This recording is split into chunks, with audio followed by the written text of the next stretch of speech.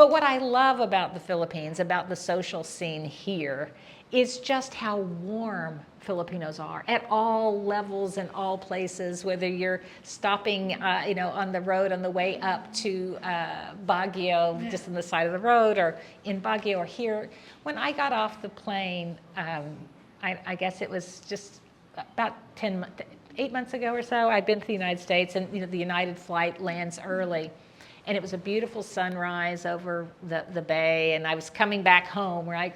Back to this is my home now, right? I live here in our beautiful ambassador's residence. And I landed, I got off the plane, and all of the folks at NIA that were there with to help elderly off with the wheelchairs. It's magandang umaga po, good morning, good morning, good morning. And just walking up and feeling that warmth and that generosity of spirit and that hospitality. I was like, this is unique. This is beautiful. I was just so touched by that. And it wasn't for me. They were saying that to everybody coming off the plane. It's not because I was the U.S. ambassador. They had no idea who I was. It's just how warm and open Filipinos are. The values, the longer that I have been here, the more I have a deeper appreciation for how strong Filipino values are. And we see that in holiday celebrations, the longest Christmas season in the world.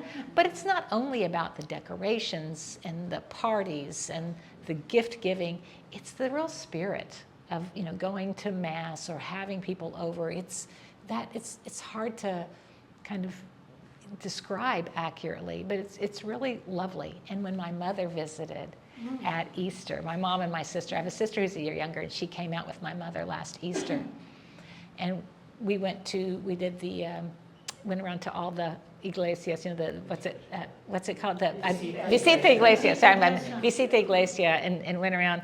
And it was so moving and so lovely. And when it came time for my mom to leave, and she's 89 years old, she said, Filipinos are so lovely. And she said, and they're so nice to old people, And so there's the focus on family.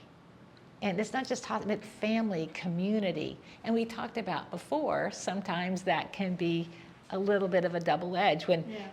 Focus on family, turn the wrong way, could look a little bit like nepotism. So, you take the good with the bad, but I've just been so bowled over. The longer I'm here, the more impressed that I am with Filipino spirit and values, and how much we have in common also. Now, the U.S. may have a different approach, but our values do dovetail. And when I think about the work that I do, what I think about diplomacy, to me, the way I define it is building relationships of trust to achieve our common goals based on our shared interests and our shared values.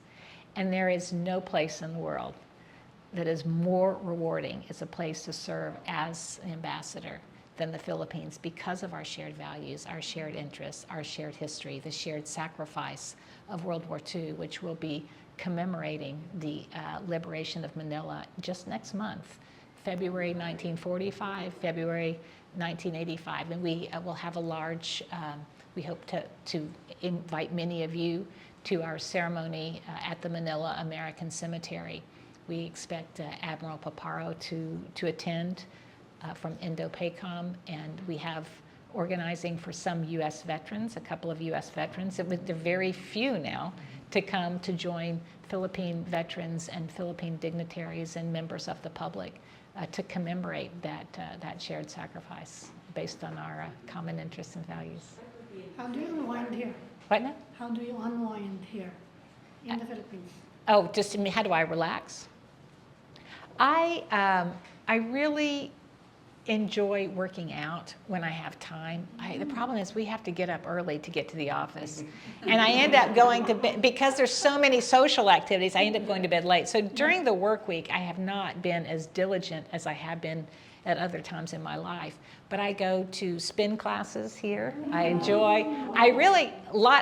skew the age way up. I mean, I'm looking around, I mean, these people there's probably no one over 30, like 39 in this room, and here I am at 65, and trying to get the heavier weights so I can prove I can still do it on the weight song.